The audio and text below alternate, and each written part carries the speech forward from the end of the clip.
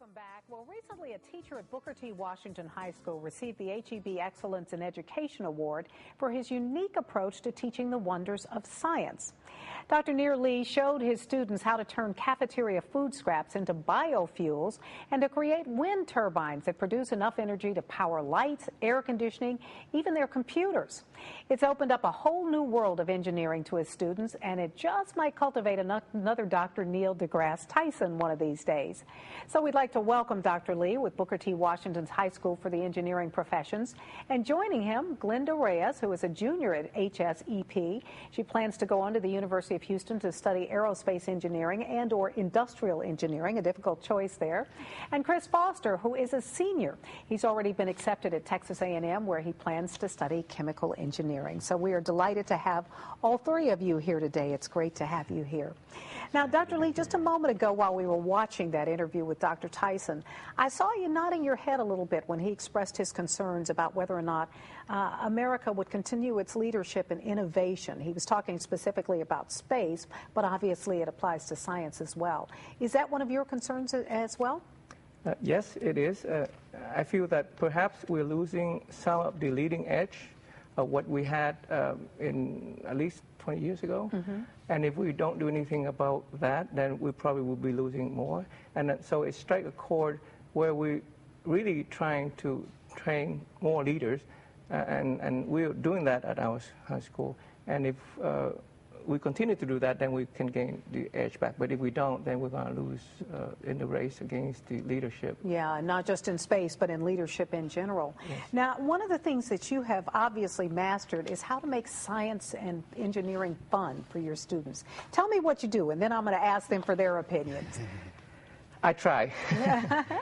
The study of science is not easy because it involves, actually, the studying of engineering, which the courses that I am teaching, it involves math, it involves science, and it involves engineering. So there's a lot of discipline in between. So it's not really easy. However, if you stand in front of the class and lecture to students, they'll get bored very quickly. And I found that out early in my teaching career. So I thought there's maybe better way to capture students' interest.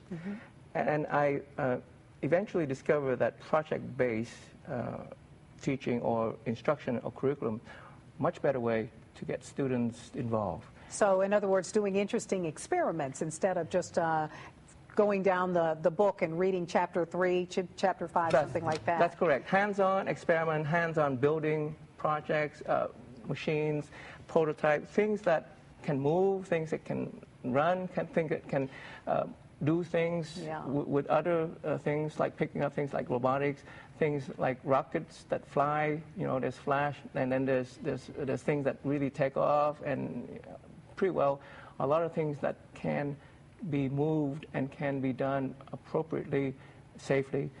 These are things that my students are interested in. They don't like things that sit still. Yeah, exactly. And I'm going to dive right in. Chris, I'm going to ask you. Obviously, by the time you get to Booker T. Washington and to a magnet school like that one for engineering professions, you've already developed some kind of interest. But have you always liked science and engineering, or is this something that kind of came along later in life for you? I always liked, I can honestly say I always liked math. But I can't always say I always liked science. You know, it was kind of like a roller coaster, you know, up and down sometimes. Sometimes I would enjoy it and sometimes not really. When I came to Booker T. Washington, it was just really awesome to see what all these things that we learn in textbooks can be applied for. You know, I just love that. And I love the fact Dr. Lee has an interesting style, how he'll kind of, it's really scary at first because he's not, you know, he's not quick to jump in and help you, you know, with your assignments. And he kind of lets us, you know, go free. And, you know, it's an interesting feeling, you know, it's kind of scary. But after a while, you realize that you're doing all this stuff on your own, you know, kind of like riding a bicycle for the first time, or, you know, or doing a newscast interview for the first time. It's kind of exhilarating. And when you see something that you worked so hard on, you know, lift off or produce the right chemical that you wanted, you know, it's a feeling like no other. I like it a lot. Well, and Glenda, one of the things that I used to hear when I was growing up 100 years ago was that science wasn't so cool if you were a girl. You didn't want to look so smart. But you seem to have overcome that altogether. I actually have. I'm in a rocketry class right now with Dr. Lee, and I'm the only girl in the class. Oh, really? And it's tough, but you learn how to deal with guys. And at first it's kind of like, well, you're the new one, so they kind of pick on you and stuff. But later on, not everybody, not Chris, but later on they learn how to gain respect for you and for the knowledge you have. So then we all become a team, and just work for our goal or our main objective. Now, what do you tell other kids about what is so interesting when it comes to science and technology and engineering? How do you persuade them that you're not a nerd, this is really cool stuff? I think I would say you don't have to tell them.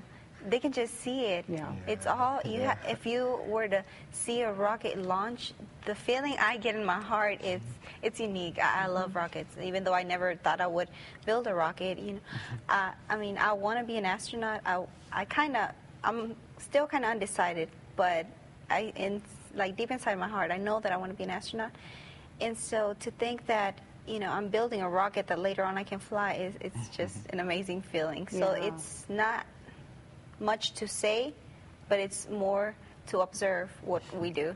And Chris, I've got to ask you the same thing. When you're hanging with some of your friends, how do you tell them what turns you on so much about science and technology? I mean, I've got to, when I say Glenda took the words right out of my mouth, I mean so literally, because there's nothing to say. I mean, you could explain it to them, and it's really interesting to see. Every time I bring up the rocket we're building this year, I'm like, yeah, it's about 22 feet long, made out of aluminum, 8-inch diameter, and their eyes just light up, and that's really cool. But I mean, when they see it, it's a totally different feeling, because you can't really picture it in your head sometimes, and it's just totally different to see it, the feeling you get inside, and you just want to be a part of it, and I like that a lot.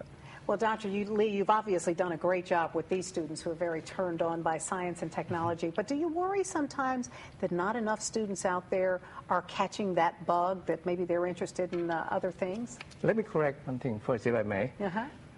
I didn't do what you've just, I can't take credit for it. They've done it themselves. They deserve all the credit. Whatever they've got so far, it's because they've done the work. Yeah. I'm only a guide, I facilitate. That's really all my role is all about. I make sure they go on the right path, provide them with the resources they need. Now, regarding your question, is it cool to be in science? Yes, I think so. I think it's great to be in science. Yeah. I think this is a great time to be in science and engineering and math, because you have a unique opportunity. You're going to be ahead of everybody if you're in it. Not a lot of people in it, so you'll be competitive. As competitors-wise, you don't have a lot of competition, so you can pretty well pick and choose what you want to be. Another thing is, there's nothing uncool about problem solving. Yeah. We all deal with problems every day, and these students learn how to solve problems by visual, by touching, by using math, by using science. They're learning how to solve problems. If they can do that, they can do pretty well. They can solve any problems around in their lives, as well as the schools or professionally. I think they're way ahead of everyone else to be able to have a comfortable living, careers and of interest. Those are I think that's great. That should be able to interest anybody. Well, I have to agree with you there, and I am so impressed by you. I'm convinced he's absolutely right. In a few more years, we're going to be seeing you breaking all kinds of barriers and boundaries. So we appreciate having you here today. And good luck. Good luck as you head off into that future. I hope to see you as an astronaut one day very soon. Thank you.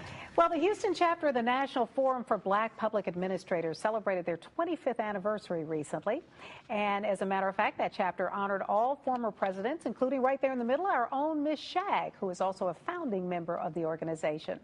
When we come back, we're going to visit with someone who also holds the dream of science education very close to her heart. We'll be back in a moment.